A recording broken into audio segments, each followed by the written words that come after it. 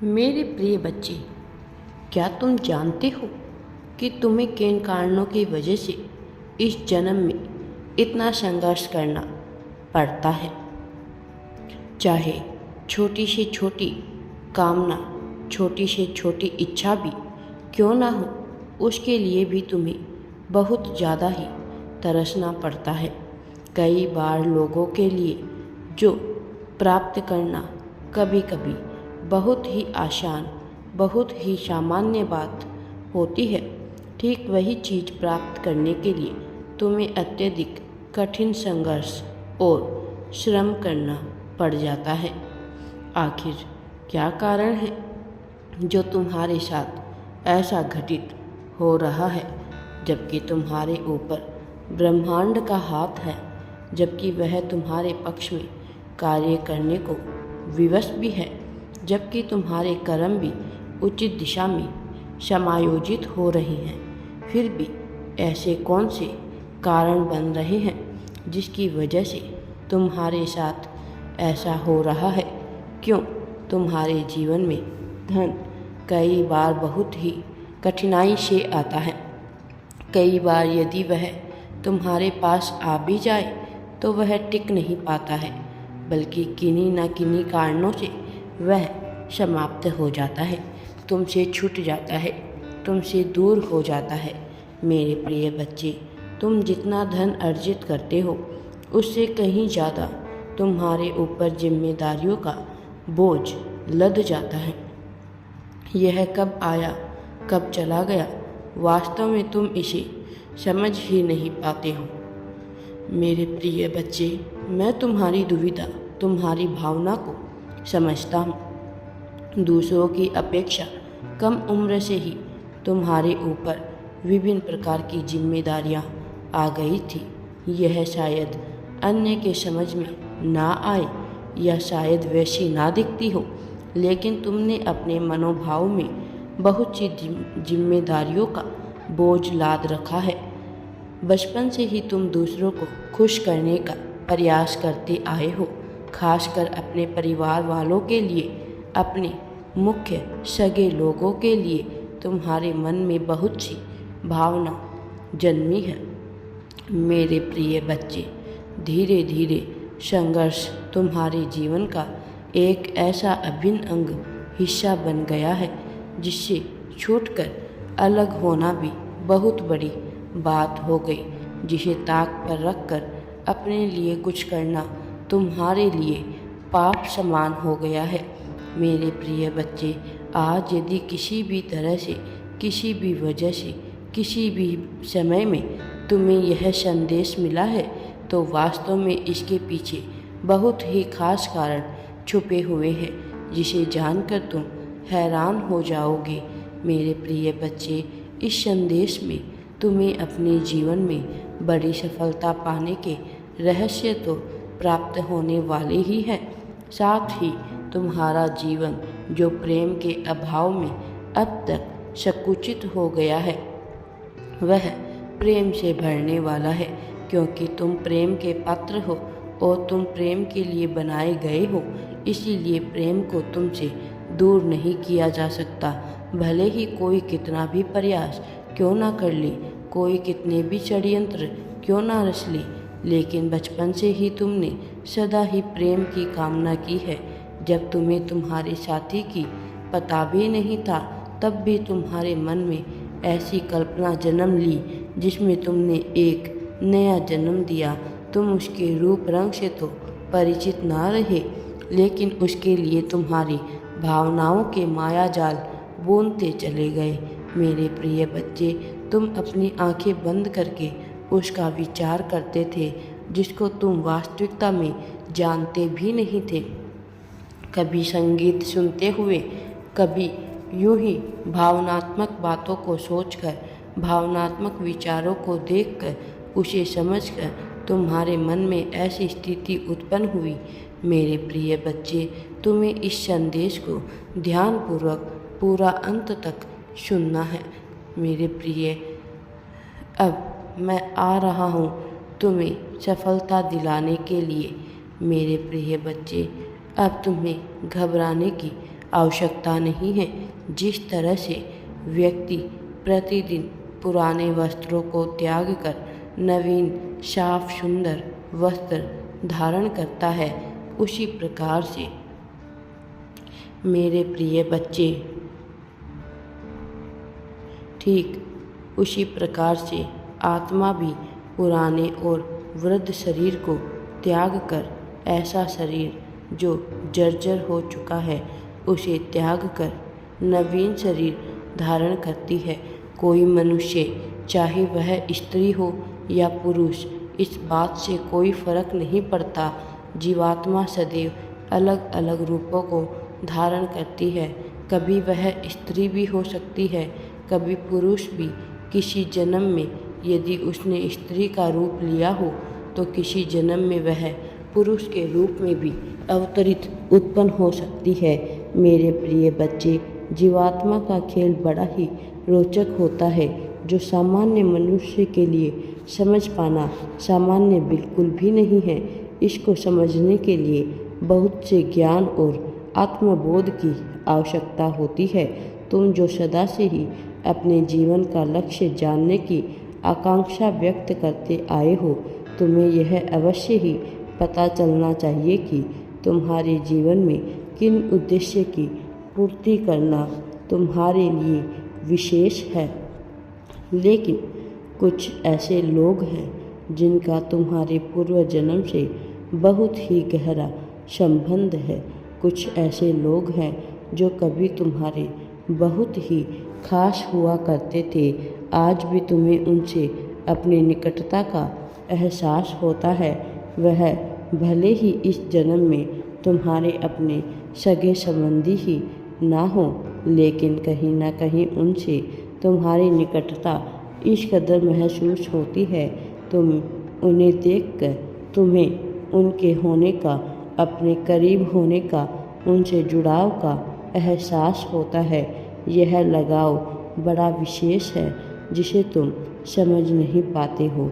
ऐसा ही तुम्हारे विपरीत लिंगी के प्रति भी तुम्हें एहसास होता है, जबकि वास्तविकता में तुम ही अलग अलग नर नारी के रूप में जन्म लिए हो। वो जो तुम्हारा शत्रु है, वह जिसे तुम मित्र समझ रहे हो, वह दोनों ही अलग नहीं हैं। वास्तव में तुम ही हो जो उनके भीतर भी बैठे हो। वास्तव में यह बड़ा ही रोचक है। इसे समझ पाना सामान्य नहीं है, लेकिन धीरे धीरे तुम इसे समझोगे कि कैसे दूसरों में भी तुम ही सांस ले रहे हो। मेरे प्रिय बच्चे, मनुष्य अपने आप को अपनी बुद्धि के द्वारा अलग करने का प्रयत्न करता है। वह विचार करता है और संसार की रचना करता है।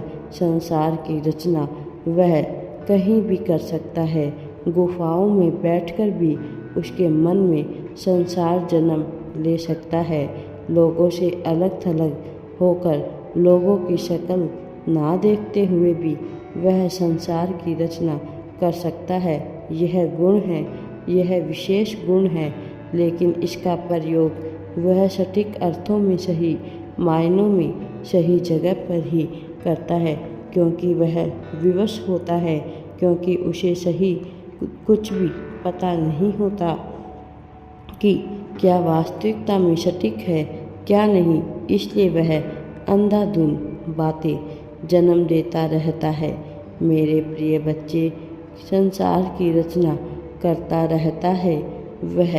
तुम एक बार अपने मन से देश और नफरत की भावना हटाओ, जबकि मैं जानता हूँ तुम ईर्ष्या और देश से पूरी तरह से दूरी बनाते हो। लेकिन मनुष्य का यह गुण अथवा अवगुण उसके साथ ही होता है, और इससे पूरी तरह पार पा लेने के लिए मनुष्य को अपने जीवन के वास्तविक अर्थों को जानना आवश्यक हो जाता है।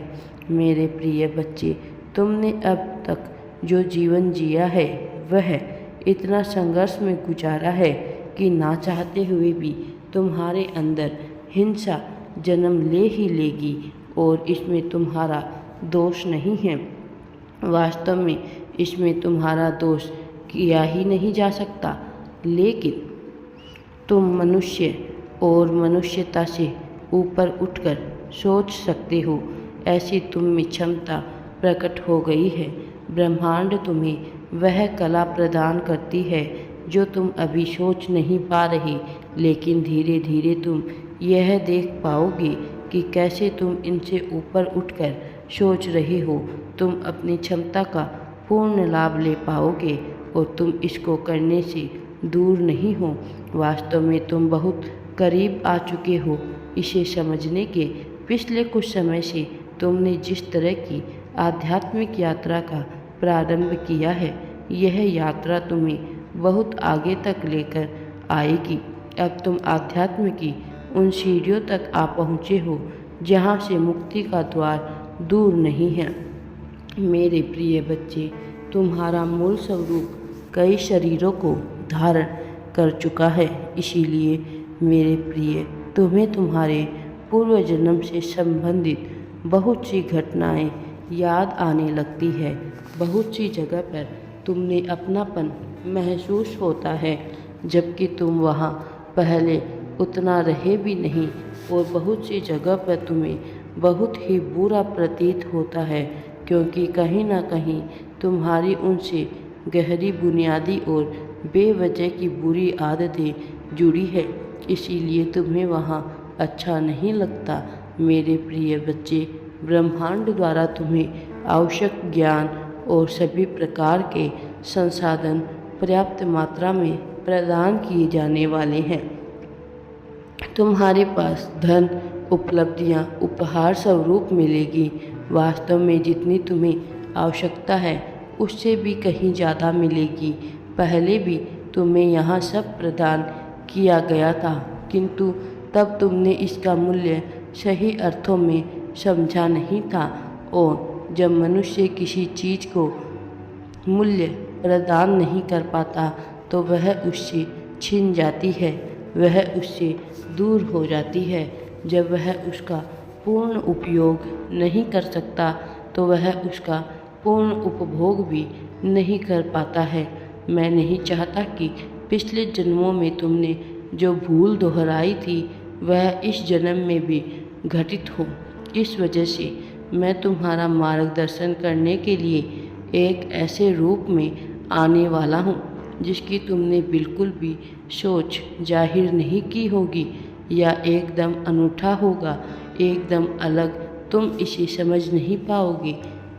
कुछ समय के बाद जब तुम प्रगति की काफ़ी ऊंचाई तक पहुंच जाओगे तब तुम इसे समझ पाओगे। तब तुम्हारे मन में यह भाव आएगा जैसे ईश्वर सदैव तुम्हारे साथ रहे और तुम इसे समझ नहीं सके। मेरे प्रिय बच्चे, ब्रह्मांड ने तुम्हें विशिष्ट ज्ञान और विद्या प्रदान की है। पिछले कई सालों में, पिछले कई जन्मों में यह तुम्हें हासिल हुआ, लेकिन वास्तव में तुम उसे इन ज़रूरतमंदों तक नहीं पहुंचा सके जहां तक तुम्हें इसे पहुंचाना चाहिए था, क्योंकि पिछले कुछ जन्मों में तुम्हारे भीतर यह खोट बसी हुई थी। इसीलिए वह दुर्लभ ज्ञान तुम्हारे पिछले शरीरों के साथ ही विलुप्त हो गया, जिसे ब्रह्मांड द्वारा तुम्हें दिया गया था, ताकि तुम मानवता एवं जल कल्याण के माध्यम से लोगों तक पहुंचा सको। कुछ लोगों का चयन किया जाता है, तुम्हारा भी चयन किया गया था, लेकिन तुम्हारे भीतर जब खोट बसी थी उसने इसे प्रसारित नहीं होने दिया और तुम बाद में इसके लिए पछताए भी। तुम्हारे पछताने को देखकर तुम्हें पुनः अवसर प्रदान किया जा रहा है, लेकिन इस बार भी तुम्हें ऐसी भूल नहीं दोहरानी है, चाहे कुछ भी हो जाए। ऐसी भूल होने मत देना। अपने आप से अब बिल्कुल भी चूक ना होने देना। मेरे प्रिय, तुम्हें संसार में विशेष शक्तियाँ प्रदान की जाएगी, लेकिन इसका सदुपयोग या दुरुपयोग करने की क्षमता तुम्हारे पास होगी। इसका चयन तुम्हें ही करना है। एक बार जो तुमने चयन कर लिया, तुम उससे पीछे नहीं हट पाओगे। राधे राधे जी।